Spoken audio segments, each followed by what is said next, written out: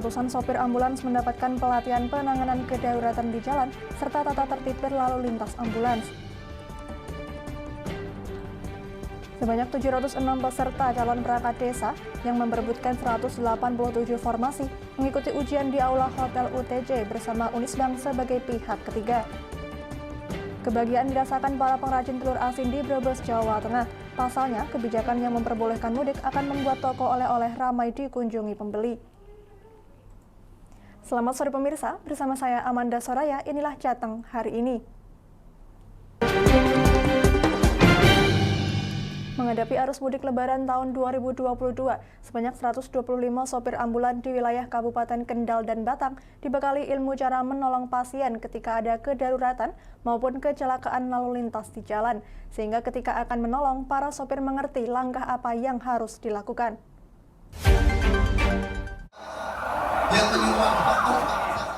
Menjelang arus mudik lebaran 2022, sebanyak 125 sopir ambulan di Kabupaten Kendal dan Batang diberikan pelatihan cara menangani pasien atau kecelakaan di jalan, langkah pertolongan pertama apa yang harus dilakukan. Pelatihan bantuan hidup dasar yang diadakan oleh Rumah Sakit Islam Kendal ini karena tahun ini pemerintah memperbolehkan warga untuk mudik sehingga perlu persiapan bagi para sopir ambulans maupun kelengkapan sarana dalam mobil ambulans. Selama ini mobil ambulans kebanyakan sifatnya hanya untuk mengangkut korban atau pasien, namun tidak dilengkapi peralatan kedaruratan baik oksigen maupun peralatan kesehatan lain. Sehingga sangat perlu ilmu pengetahuan cara menolong pasien sekaligus edukasi bagi para sopir dan pemilik ambulans. Kegiatan tak hanya diisi dari Rumah Sakit Islam Kendal, namun juga diisi materi dari Satlantas Polres Kendal terkait tata cara berlalu lintas ketika membawa pasien baik yang darurat maupun membawa jenazah.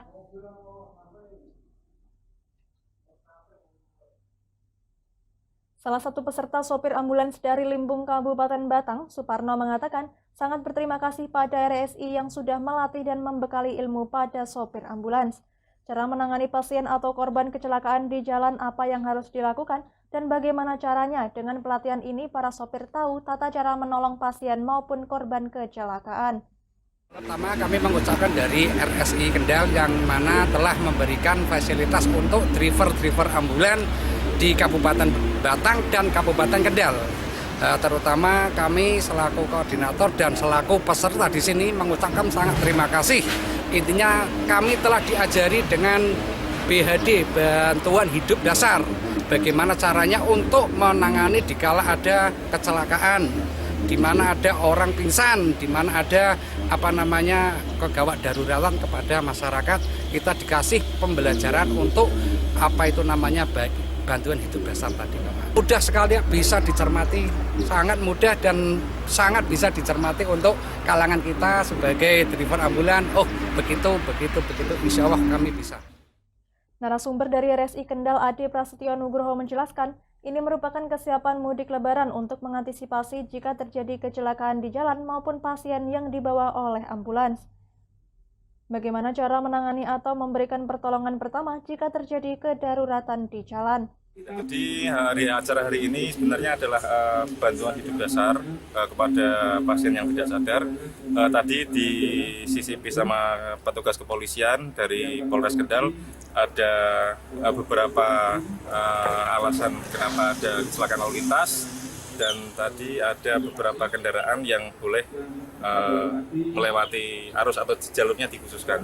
Terus untuk yang dari Rumah Sakit Islam Kendal dititik beratkan pada bantuan hidup dasar yang tujuannya nanti karena peserta pelatihan sore ini adalah sopir ambulans se-Kabupaten Batang dan se-Kabupaten Kendal.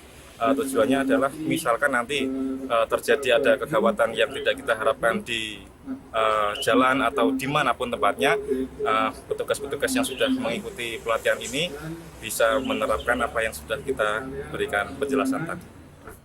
Acara ini juga dihadiri jajaran Direktur RSI Kendal, Basnas Kendal, Kepolisian dan Wakil Bupati Kendal Windu Suko Basuki. Diharapkan semua sopir tahu dan bisa menerapkan ilmu yang sudah diajarkan. Dari Kendal, Muhammad Arya, Lingkar TV, melaporkan. Sebanyak 706 peserta calon perangkat desa yang akan memperebutkan 187 formasi perangkat desa di Pati mengikuti ujian di Aula Hotel UTJ Semarang pada Sabtu pagi. Unisbank merupakan pihak ketiga yang menyelenggarakan ujian tertulis dengan sistem Computer Assisted Test atau CAT. Ujian ini digelar sesuai jadwal sebagai bagian dari mekanisme seleksi perangkat desa.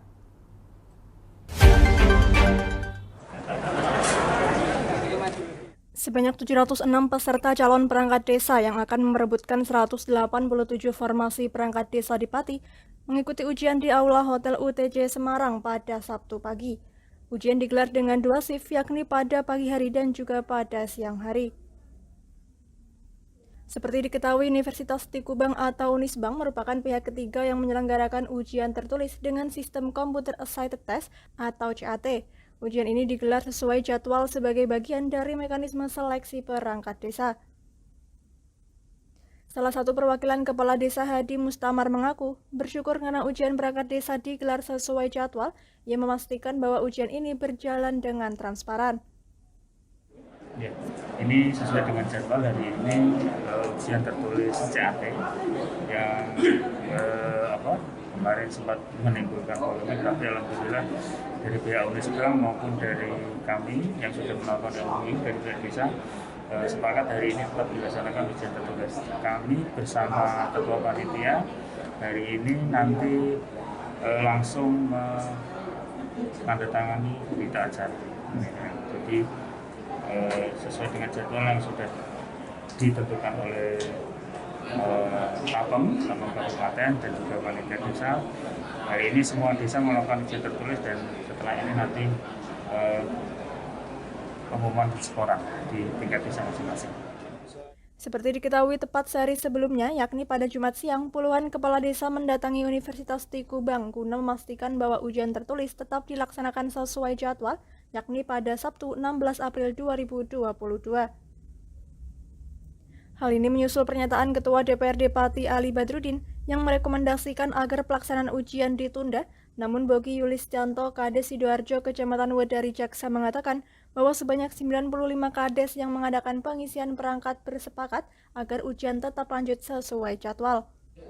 Jadi pada hari ini teman-teman kepala desa yang mengisi perangkat desa untuk tes hari besok ini sepakat untuk ke Semarang.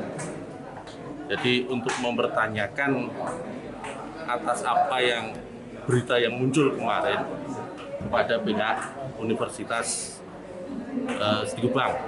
Nah, dan alhamdulillah hari ini dijawab bahwa tes besok tetap berjalan sesuai dengan jadwal yang sudah dilaksanakan beberapa bulan yang kemarin. Jadi saya berharap teman-teman kepala desa dan stakeholder yang lain dari pemerintah Kabupaten Pati, baik pemerintah kabupaten, eksekutif, legislatif maupun yang lain untuk mendukung kegiatan ini mudah-mudahan berhasil.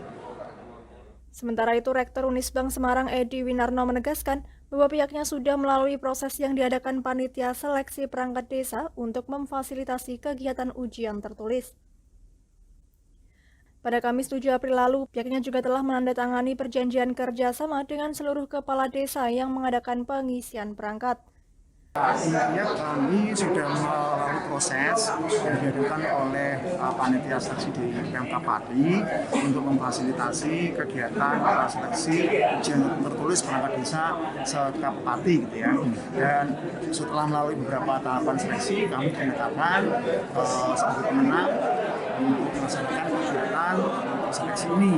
Dan hari ini dari semua kepala desa yang ada di Kabupaten Pati yang ikut dalam proses seleksi itu, kampus kami di Unisbank untuk tetap meminta proses yang terkait dengan kegiatan ujian yang dilaksanakan besok pagi itu untuk tetap lanjut dilaksanakan seperti MOU yang telah kami sepakati antara Rektor Unisbank dengan semua kepala desa yang tanggal 5 April itu kami menandatangani di gedung yang dari Pati ya, Pemkab Pati, dan disaksikan oleh Bupati, Sekda dan juga perwakilan dari Komisi A DPRD Kabupaten Pati.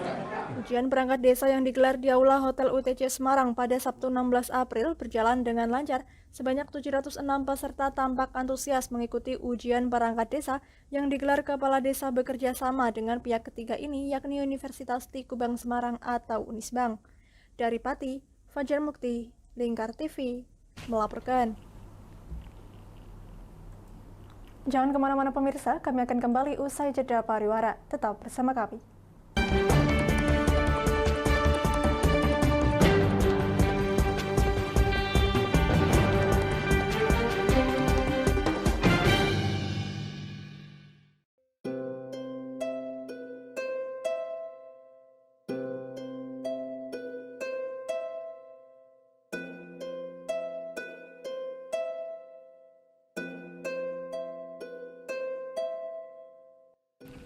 Wah iki yo siaran TV wah apik temenan. Filme cocok karo suasanane. Elah. Lah bro ngene iki awan-awan kok. Iki lho nonton TV, Kang. Wah, kenal nedan kowe wong genang delok HP kok delok TV piye?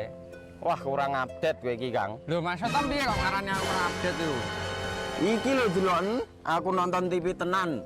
Apa kira nonton HP? Wong delok HP ngono kenal nedan apa iki? Iki lho delok siarane. Lho, kok iso ya? Yo TV apa?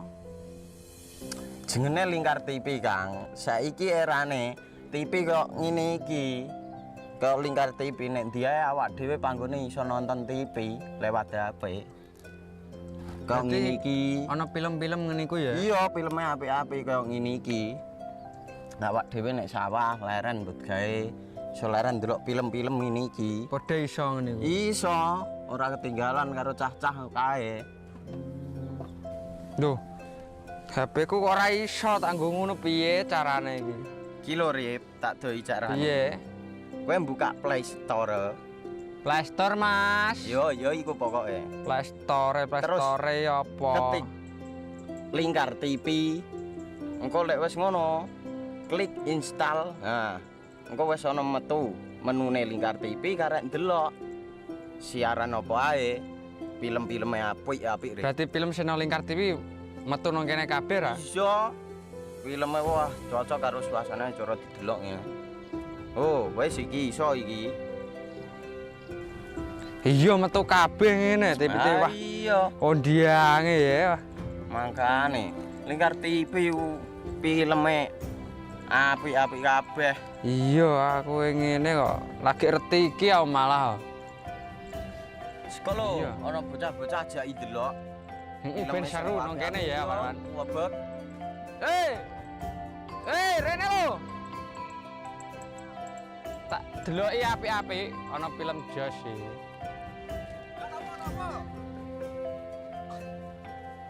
Rene go Rene. Oh iki lho tak deloki film nang Lingkar TV. Solutif dan terpercaya. Tonton siaran Lingkar TV melalui aplikasi Lingkar TV di Play Store. Dengan cara ketik Lingkar TV di pencarian Play Store, kemudian tekan install. Mudah bukan?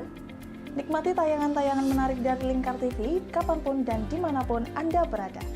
Tinggal tekan menu Lingkar TV di HP Anda dan selamat menonton!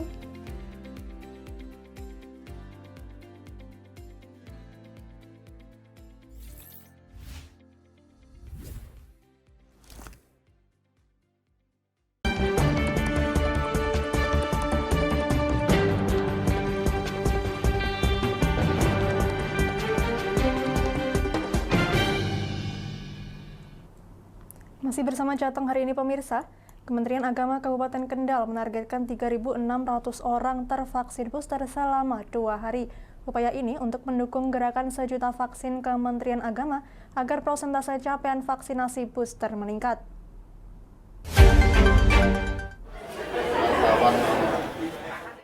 Kepala Kantor Kemenak Kendal Mahrus mengatakan pelaksanaan vaksinasi dibagi di 4 lokasi dengan jangka waktu 2 hari.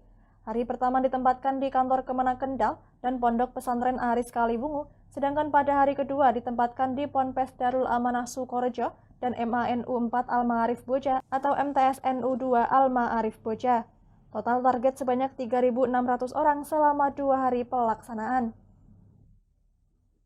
Marus menjelaskan khusus di kantor Kemenak melayani vaksinasi bagi ASN Kementerian Agama, pegawai KUA kecamatan dari Weleri sampai Kalibungu. Selain itu juga menyasar penyuluh agama Islam baik PNS maupun non-PNS hingga guru madrasah. Harapannya seluruh ASN di jajaran kantor Kementerian Agama Kabupaten Kendal ini bisa tervaksin seluruhnya sehingga untuk meningkatkan imunitas dan kekebalan dari tubuh dalam rangka persiapan untuk mudik Lebaran tahun 1443 Hijriah. Dalam pelaksanaan, Kemenak Kendal menggandeng Dinas Kesehatan untuk menerjunkan tenaga vaksinasi dari puskesmas masing-masing. Peserta vaksinasi harus sudah memenuhi syarat minimal usia 18 tahun dan membawa KTP atau KK. Untuk tenaga medis koordinasi dengan Dinkes Kendal agar bisa menerjunkan tenaga puskesmas setempat dengan harapan ASN di lingkungan Kemenak bisa divaksinasi booster untuk menyiapkan mudik Lebaran nanti. Dari Kendal, Muhammad Arya, Lingkar TV, melaporkan.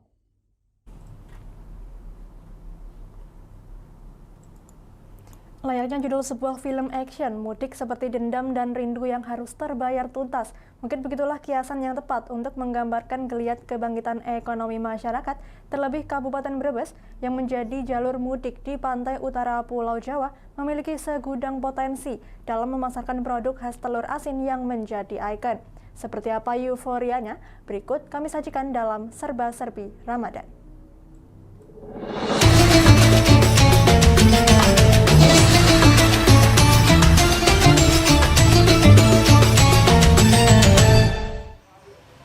Wajah sumringah dan penuh harap tampak melekat dengan senyum mengembang pada setiap pekerja. Mereka sibuk menata setiap rak dan etalase seolah menyambut akan banyak pembeli yang datang. Begitulah sekilas pemandangan sehari-hari di hampir semua toko oleh-oleh di pusat kota Brebes. Sebab pemerintah sudah menetapkan kebijakan mudik tahun ini diperbolehkan. Sehingga harapan besar untuk menggeliatkan kembali ekonomi kerakyatan disambut antusias oleh para pemilik toko. Seperti diungkapkan Dani Bagus Purnama, pemilik sekaligus pengelola toko oleh-oleh telur asin Yes di Brebes, mengaku sangat senang dan bersyukur pemerintah mengambil kebijakan memperbolehkan mudik. Sebab sejak gemburan pandemi COVID-19 2 tahun terakhir nyaris membuat usahanya gulung tikar. Harapannya momentum arus mudik dan balik Lebaran mendatang bisa menjadi titik balik bangkitnya sentra oleh-oleh. Sejumlah persiapan menyambut arus mudik, kata Dani pun sudah disiapkan sejak awal Ramadan, yakni menambah stok produksi telur asin yang cukup hingga Lebaran mendatang, termasuk memperkerjakan 30-40 karyawan yang merupakan warga sekitar dibagi 3 shift. Sebab potensi meningkatnya omset penjualan telur asin sudah terjadi sejak awal tahun ini. Dengan begitu diharapkan ekspektasi penjual berbanding lurus dengan antusiasme pemudik. Menyambut dengan baik, dengan senang sekali kita merasakan setelah 2 kali tidak adanya mudik. Harapannya kami mudik kali ini lebih ke arah rindu yang terbalaskan ya. Istilahnya 2 kali kita nggak mengalami mudik, sekarang mudik. Sehingga kita mengalami antusias yang sangat luar biasa. Kita harapkan mudik kali ini lebih berkesan dibandingkan dengan yang lain-lainnya. Pernyataan serupa disampaikan penjual telur asin lainnya, Hajah Dinah. Menurutnya kesabaran menjalani bisnis terberat 2 tahun terakhir sudah mulai membuahkan hasil. Sebab sejak momentum tahun baru 2022 kemarin, omset penjualan mulai meningkat. Selama pandemi maksimal omset hanya 20%, tapi mulai naik 3 bulan terakhir. Bahkan dengan adanya kebijakan pemerintah yang membuka keran arus mudik, harapannya bisa menggeliatkan kembali usaha sentra oleh-oleh yang sempat mati suri selama pandemi. Alhamdulillah, mungkin karena keadaan dan udahlah COVID mudah-mudahan udah hilang ya. Untuk kedepannya saya mengantisipasi stok itu perbanyak. Cuman ya kendalanya bahan bakunya itu naik. Kadang minta kirim 10.000 paling dikasih 5.000 kayak gitu. Tapi ya nggak apa-apa lah, bareng-bareng jalan. Untuk menyambut arus mudik dan balik selama Lebaran, mereka sudah menyiapkan stok produksi, yakni berkisar 30-50 ribu butir yang didatangkan dari produsen Pemalang dan Cilacap. Sebab bahan baku telur itik tersebut dinilai mampu menjaga kualitas produksinya. Dari Brebes, Gus Fadilah, Lingkar TV, melaporkan.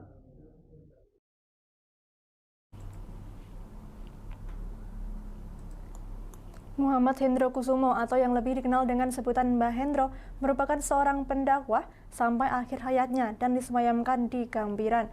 Namun menurut sejarah, makam seluas 0,8 hektar ini baru ditemukan masyarakat pada tahun 1972. Untuk mengetahui perjalanan dakwah seorang ulama terdahulu ini, rekan saya Mukti akan mengajak Anda mengunjungi makam yang terletak di Gambiran tersebut. Berikut liputannya untuk Anda. Pemirsa Lingkar TV, bertemu lagi dengan saya di Jateng hari ini spesial Ramadan. Di belakang saya ini merupakan makam dari Mbah Hendro Kusumo bin Mbah Ahmad Mutamakin Kajen. Mbah Hendro Kusumo ini merupakan salah satu putra dari Mbah Ahmad Mutamakin Kajen, salah satu ulama terkenal di Kabupaten Pati. Nah, sekedar informasi pemirsa, makam Mbah Hendro Kusumo ini baru ditemukan oleh masyarakat pada tahun 1972. Yang sebelumnya makam ini saat ditemukan pertama kali masih dipenuhi oleh semak belukar. Ikuti terus keseruan saya berziarah di makam Mbah Hendro Kusumo. Mari.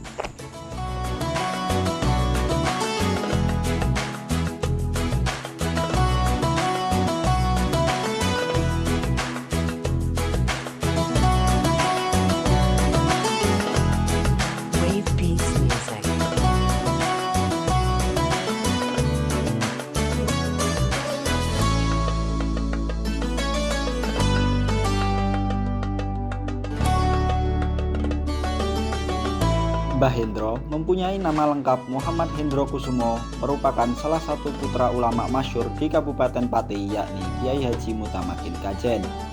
Mbah Hendro datang ke Gambiran sekitar abad ke-18 untuk menyebarkan agama Islam di daerah Gambiran dan sekitarnya. Mbah Hendro kemudian berdakwah sampai akhir hayatnya dan disemayamkan di Gambiran.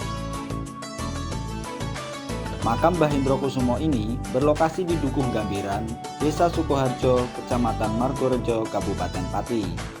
Menurut sejarah, makam seluas 0,8 hektar ini baru ditemukan masyarakat pada tahun 1972.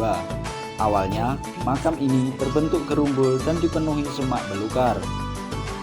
Penemuan makam ini kemudian dikonfirmasi kepada keluarga Kiai Haji Mutamakin Kajen. Dan kemudian pihak keluarga membenarkan bahwa makam tersebut merupakan Mbah Hendro Kusumo. Kemudian makam dipugar hingga layak untuk diziarahi hingga sekarang. Nah pemirsa, saya sudah selesai berziarah di makam Mbah Kiai Haji Hendro Kusumo bin Kiai Haji Ahmad Mutamakin Kajen. Nantikan terus keseruan saya berziarah atau berwisata religi di tempat lain di Kabupaten Pati. Sampai ketemu di Jateng hari ini spesial Ramadan selanjutnya. Sampai jumpa.